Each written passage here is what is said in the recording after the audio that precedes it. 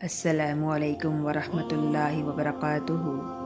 اگر آپ کی آزمائش سخت سے سخت تر ہو رہی ہے تو ممکن ہے آپ محبت کی منزلیں طے کر رہے ہوں، ممکن ہے آپ اللہ کے محبوب بندوں کی فہرست میں گردانے جانے لگے ہوں۔ تکلیف ملتی ہی اس لیے ہے تاکہ ہم سمجھ سکیں کہ جو درد ہمیں اپنی بساط سے زیادہ لگتا ہے وہ دراصل ہمارے حوصلوں کی حدود کے اندر ہوتا ہے اور ہم اسے پہچان نہیں پاتے، بس تکلیف کی ذرا سی شدت پر ڈہ جاتے ہیں۔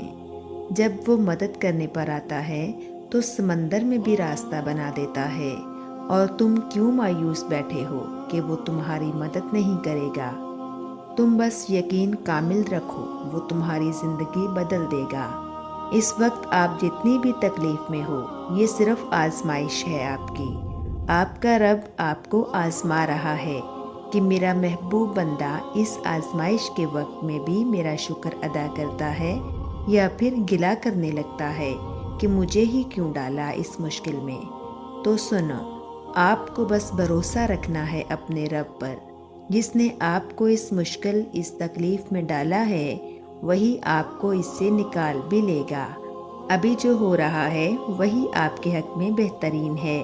اس کی رضا میں راضی رہیں، ہر حال میں اس کا شکر ادا کریں، اور پھر ہر مشکل کے ساتھ آسانی ہے۔ یہ آپ کے رب نے کہہ دیا ہے، اور جو وہ کہہ دے وہ ضرور ہوتا ہے۔ یہ تکلیف عارضی ہے، یہ غم بس کچھ وقت کا حصہ ہیں۔ تمہیں ابھی ایسا لگے گا کہ جیسے یہاں زندگی ختم ہو جائے گی، جیسے پھر کبھی مسکرا نہیں پاؤ گے، جیسے یہ غم عمر بھر روح کا حصہ رہے گا، مگر ایسا ہوتا نہیں۔ وقت کے ساتھ ساتھ بہت کچھ بدل جاتا ہے۔ ہاں، کچھ غم بھولتے نہیں ہیں، مگر وقت اور حالات ان غموں کے بدلے اتنی خوشیاں دے دیتے ہیں کہ انسان کو ماضی یاد تو آتا ہے مگر تکلیف نہیں ہوتی۔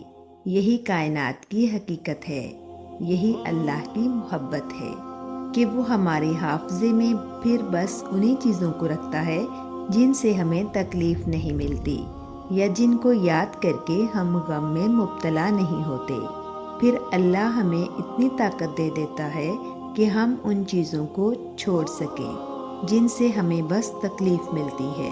وہ خیالات سے واقف ہے، وہ چاہے تو ہر سسکتا خیال دل سے نکال دے، اور وہ چاہے تو تمہیں اسی خیال میں پھنسا دے۔ کچھ دروازے یا کچھ راہیں جب اللہ بند کر دیتا ہے تو ہمیں لگتا ہے جیسے وہ ہمیں سزا دے رہا ہے، ہماری دعا نہیں سن رہا، جو ہمیں چاہیے وہ نہیں سمجھ رہا، جبکہ کچھ راستے ہماری ہی بہتری کے لیے بند کیے جاتے ہیں، کیونکہ آگے جا کر ان سے ہمیں زیادہ تکلیف ملتی ہے۔ یہ سزا نہیں ہے، بلکہ یہ تو اللہ کی محبت ہے، حفاظت ہے، کیونکہ وہ ہمیں مسلسل تکلیف میں نہیں دیکھ سکتا۔ یاد رکھو، ہمارے فیصلے ہماری چاہت کے مطابق ہوتے ہیں، جبکہ اس کے فیصلے ہماری بہتری اور ضرورت کے مطابق ہوتے ہیں۔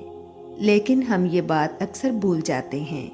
وہ سنتا بھی ہے، جانتا بھی ہے، دیتا بھی ہے، ہر بات کا علم ہے اللہ کو، اور انسان تو بس ایک کچا منصوبہ ساز ہے۔ تم خود کو خود ہی تکلیف میں رکھتے ہو، ورنہ وہ تو بڑا مہربان ہے۔ اللہ کبھی بھی انسان کو مایوس نہیں ہونے دیتا۔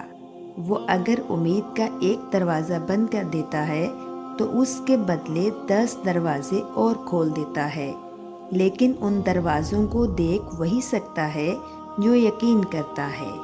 اور جانتے ہو یقین کیا ہے؟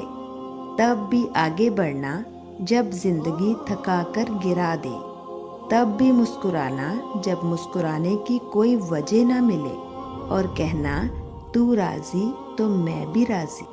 اس چیز کے لیے ہاتھ اٹھانا اور گڑ گڑانا جس کا ملنا ناممکن ہو۔ یہ یقین کی وہ کیفیت ہے جب انسان کا دل چیخ چیخ کر کہتا ہے میرا رب قادر ہے ہر شے پر۔ جب انسان یہ یقین کر لیتا ہے تو کیسے ہو سکتا ہے کہ پھر وہ دو جہانوں کا بادشاہ اسے اپنی طاقت کے جلووں سے محروم رکھے؟ फिर तो मेरा रब कहता है, तूने अब मुझ पे यकीन रखा है ना, तो फिर देख मैं कहाँ कहाँ से कैसे कैसे असबाब पैदा करता हूँ। फिर वो वहाँ से वसीले भेजता है कि इंसान देखता रह जाता है। बस फिर हर महरूमी से वो इंसान को आज़ाद कर देता है और अपनी मोहब्बत की कैद में रख लेता है।